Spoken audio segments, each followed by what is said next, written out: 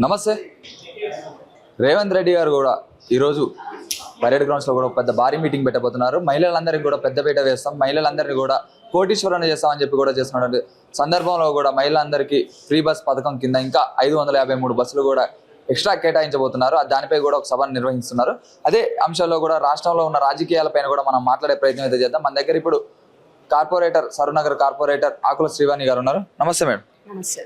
ఇట్లా చూసుకోవచ్చు, మహిళలందరికీ కూడా తెలంగాణలో పెద్దపీట వేస్తున్నాం, మహిళలందరినీ కూడా కోటీశ్వరులు చేస్తున్నాం, ఫ్రీ బస్ కూడా అలాంటి పథకాలు కూడా పెట్టడం కూడా చూస్తూనే ఉన్నాం. దీనిపై మీ స్పందన ఏంటి? రేవంత్ రెడ్డి గారు ముఖ్యంగా ఇచ్చిన హామీలు పూర్తి చేయాలండి. మహిళలను కోటీశ్వరులను చేయడం అది పక్కన పెడితే మహిళలకు మహిళా శక్తి అని చెప్పి 2500 రూపాయలు ఇస్తానని చెప్పి ఓట్లు అడిగే ముందు చెప్పారు. ఆ పని ముందు చేస్తే బాగుంటుంది. ఈ రోజు మహిళలని రోడ్ల పైన నించోబెట్టి మేము అది చేస్తాం ఇది చేస్తాం అని చెప్పేదానికంటే ప్రతి ఒక్క అర్హులైన మహిళలకు వాళ్ళకి రేషన్ కార్డే కానీ వాళ్ళకి రావాల్సిన గ్రూప్ దాంట్లలో లోన్సే కానీ అవన్నీ ఇస్తే బాగుంటుందని చెప్పి మేము అనుకుంటున్నాము. దానికంటే ముందుగా ముఖ్యమంత్రి రేవంత్ రెడ్డి గారు మీరు ఆలోచిస్తున్నారు కేవలం మహిళల గురించి మాట్లాడి మహిళలను కోటీశ్వరులను చేసి మహిళలకి మాయ మాటలు చెప్తే అయిపోతుందని కానీ చెప్పి రాష్ట్రం బాగుండాలంటే రైతు బాగుండాలి. అట్లాంటి రైతులని ఈరోజు మీరు మోసం చేశారు కాబట్టి ప్రతి ఒక్క ఆడబిడ్డ కూడా మిమ్మల్ని అదే ప్రశ్నిస్తుంది. ఒడ్లు పండించిన తర్వాత ప్రతి ఒక్క చివరి ధాన్యం గింజ నేను కొంటానని చెప్పి ఓట్లు అడిగేటప్పుడు చెప్పినావు. మళ్ళీ అలా ఓట్లు అయిపోయినాయి, నీకు అధికారం వచ్చిందని చెప్పి నువ్వు అదే ధాన్యాన్ని నువ్వు రోడ్డు పాలు చేస్తానంటే మాత్రం ప్రజలు ఊరుకోరు. ఓకే, అలాగే ఈ వడ్ల గురించి వచ్చింది కాబట్టి మాట్లాడుతున్నా. వడ్ల గురించి కూడా కిషన్ రెడ్డి గారు కూడా ఒక చిన్న వ్యాఖ్యలు కూడా చేయడం, పొలిమేర కూడా దాటనివ్వను అని చెప్పి కూడా చేయడం వ్యాఖ్యలు కూడా రాష్ట్ర వ్యాప్తంగా కూడా దుమారం రేపుతున్న పరిస్థితి. అంటే ఒక కేంద్ర మంత్రి ఈ విధంగా మాట్లాడటం సమంజసమేనా? రైతు ఏడ్చిన రాజ్యం బాగుపడదండి. ఇది మేమన్నది కాదు, నిజంగా కూడా మన చరిత్రలో ఉంది. ఈ రోజు మనం మంచిగా ఉన్నాం, ప్రజలు ఉన్నాము అని అంటే రైతన్న పొద్దున లేసి ఎండనక వానంక పండించినాడు కాబట్టి ఈ రోజు మనం తిండి తింటున్నాం. అట్లాంటి రైతన్నలను మోసం చేస్తాను అని అంటే మాత్రం ఎవ్వరు కూడా ఊరుకోరు. ఈ రోజు రైతులు అంత కష్టపడి 45 డిగ్రీల ఎండలో రోడ్ల పైన నించొని వాళ్ళకి అక్కడ కల్లాలల్లో మాకు వడ్లు తీసుకోవట్లేదు, వడ్లు తడిచిపోతున్నాయి, మేము పండించి కష్టం అంటే రక్తాన్ని చెమటగా చేసి మేము పండించిన మా పంటని మీరు తీసుకోకపోవడం ఏంటి అని చెప్పి ప్రశ్నిస్తే సమాధానం చెప్పకుండా మాయమాటలు చెప్పుకుంటూ నార్త్ సౌత్ ఆ రాష్ట్రం ఇట్లా మొత్తం అధికారం మొత్తం నార్త్ వాళ్ళు తీసుకుంటున్నారు, సౌత్ వాళ్ళకి అన్యాయం చేస్తున్నారు, హిట్లర్ అంటే నాకు ఇష్టము కాబట్టి హైడ్రా తీసుకొని వచ్చానని చెప్పి మూర్ఖత్వపు మాటలు మాట్లాడకుండా అధికారం ఉన్న ఈ 2.5 సంవత్సరాలన్నా దానికి తగ్గట్టుగా రైతులకు, మహిళలకు, ప్రజలకు, ముఖ్యంగా ఉద్యోగస్తులకు, నిరుద్యోగులకు, విద్యార్థులకు న్యాయం చేస్తే బాగుంటుంది. అంటే హిట్లర్ అంటే కూడా ఒక నియంత పాలన ఉంటుంది. అక్కడ చూసినట్టయితే రాక్షస పాలన కూడా చూసే ఉంటాం అక్కడ అటు సైడ్ హిట్లర్ ఉన్న సమయంలో కూడా. అంటే ఒక రేవంత్ రెడ్డి హిట్లర్తో పోల్చుకున్నాడు కదా, ఏం చెప్తారు? ఆశ్చర్యం ఏం లేదండి. కాంగ్రెస్ పాలన అంటే హిట్లర్ పాలన. ఈయన రేవంత్ రెడ్డి ఓపెన్ గా చెప్పిండు కానీ ముందు నుంచి కూడా మాకు అదే తెలుసు.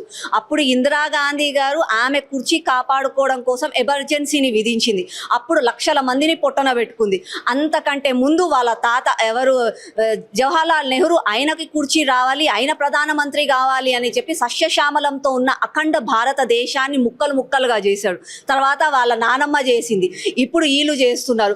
ఇప్పుడు రేవంత్ రెడ్డి గారు ఈయన కుర్చీ కాపాడుకోవడానికి అని చెప్పి నార్త్ సౌత్ అని చెప్పి మాట్లాడుతున్నారు. ఇలా హిట్లర్ పాలననే. కాంగ్రెస్ వాళ్ళందరూ ఏమంటున్నారంటే ఎవరైతే ప్రజల మీద ఉక్కుపాదం మోపుతారో, ఎవరైతే వాళ్ళకి వచ్చే బెనిఫిషరీస్ అన్ని కూడా లాక్కుంటారో వాళ్ళందరికీ కూడా రేవంత్ రెడ్డి ఒక హిట్లర్, బీఆర్ఎస్ ప్రభుత్వానికి హిట్లర్, బీజేపీ ప్రభుత్వానికి హిట్లర్ అని చెప్పి కూడా కాంగ్రెస్ ప్రభుత్వం చెప్తున్నారు. ఇదే తోపు హిట్లర్ రేవంత్ రెడ్డి.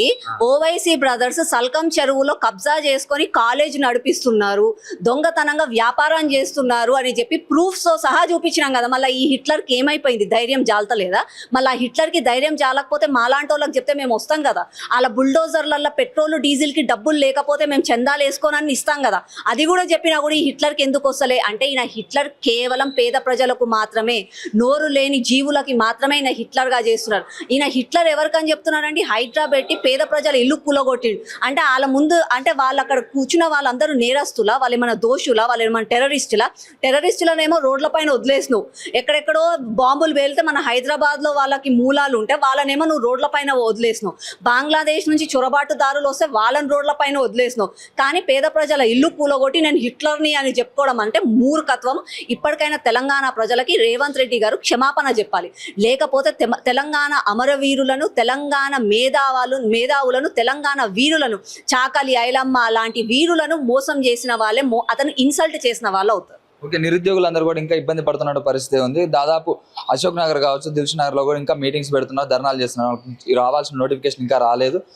రేవంత్ రెడ్డి ప్రభుత్వం కింద సంవత్సరానికి 2 లక్షల ఉద్యోగం కూడా ఇస్తా అని చెప్పింది. ఇంతవరకు కూడా ఎలాంటి ప్రకటన చేయలేదు. వాళ్ళందరూ మొన్న జూన్ 2వ తారీఖు కూడా వస్తుందేమో, నోటిఫికేషన్ వచ్చిందేమని చెప్పి వాళ్ళందరూ కూడా ఈగర్ గా వెయిట్ చేస్తున్నా కానీ వాళ్ళకి ఎలాంటి శుభవార్త కూడా రాలేదు. ఏం చెప్తారు మేడం దీనిపై? కాంగ్రెస్ వాళ్ళు ఇచ్చిన అన్ని తప్పు హామీలేనండి. 6 గ్యారంటీలు, 420 హామీలు అన్ని తప్పే. కామారెడ్డిలో బీసీ డిక్లరేషన్ అని చెప్పిన తర్వాత నిరుద్యోగులకు అని చెప్పారు, తర్వాత మహిళా శక్తి అని చెప్పిన ఏది కూడా వాళ్ళు చేయట్లేదు. కేవలం ఇక నాకు ఓట్లు వేసిండ్రు, ఇక నేను ఎట్లాగో నా కుర్చీ నా దగ్గరనే ఉంది, ఏమి చేసేది లేదు. తెలంగాణ ప్రజలు అమాయకులు, ఎన్నో ఉద్యమాలు ఏర్కొన్నారు, ఈ 5 సంవత్సరాలు కూడా ఉద్యమాలతోనే నడుస్తుంది అని చెప్పి ఊరుకుంటున్నాడు. నోటిఫికేషన్స్ గురించి, నోటిఫికేషన్స్ పక్కన పెడితే నోటిఫికేషన్ ఫీ కూడా ఎక్కువ చేశారు. 500 ఉన్నది 5000 చేసుకుంటే, అంటే ఈ నోటిఫికేషన్స్ 5-6 నోటిఫికేషన్లకి బిల్లులు మాత్రం గవర్నమెంట్ తీసుకుంటుంది, వెనకేసుకుంటుంది, కానీ ప్రజలకు మాత్రం ఉద్యోగాలు ఇస్తలేరు. ప్రతి ఒక్కరు కూడా మేలుకున్నారు, ప్రతి ఒక్కరు కూడా ఆలోచిస్తున్నారు, ప్రతి ఒక్కరు కూడా వివేకులయ్యారు. రేపు తెలంగాణ ప్రజలను వాళ్ళు వచ్చి ఓటు అడిగితే గట్టి సమాధానం ప్రజలే చెప్తారు.